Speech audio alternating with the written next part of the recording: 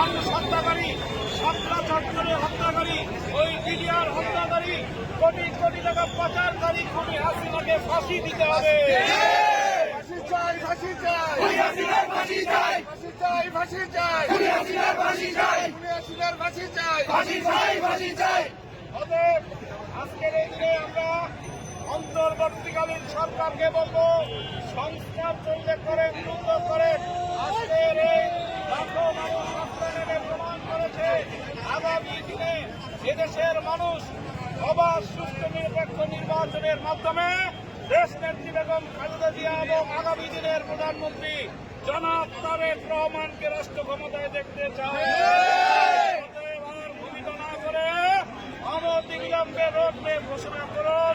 জনগণকে তার হারিয়ে যাওয়া খুনি হাসিনা দ্বারা চিহ্নিত ডাকাতিকৃত এই ভোটের অধিকার ফেরত দিতে হবে।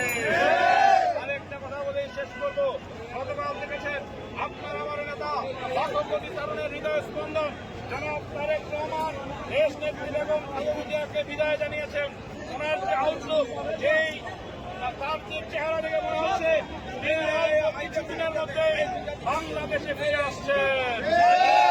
আজকে যে অবস্থা দেখছেন আমরা আমাদের নেত্রীর জন্য আমরা এখানে অবস্থান নিয়েছি।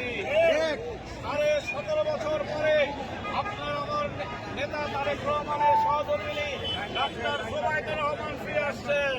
তাই আপনারা এই অবস্থান বেশি দিন বাকি নাই। 17.5 বছর পরে যখন তারেক রহমান বাংলাদেশে আসবেন, ঢাকা শহর না সারা বাংলাদেশই বন্ধ হয়ে যাবে।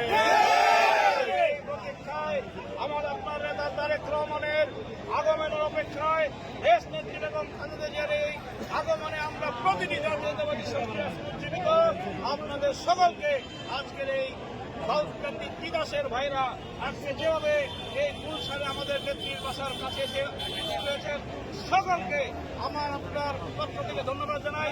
বিএনপির জাতীয় স্থায়ী কমিটির সিনিয়র সদস্য বীর মুক্তিযোদ্ধা ডক্টর খন্দকার মোশাররফ হোসেন সাহেব ভিআইপি টার্মিনালে দেশ নেত্রী বেগম খালেদা জিয়াকে স্বাগত জানিয়েছেন।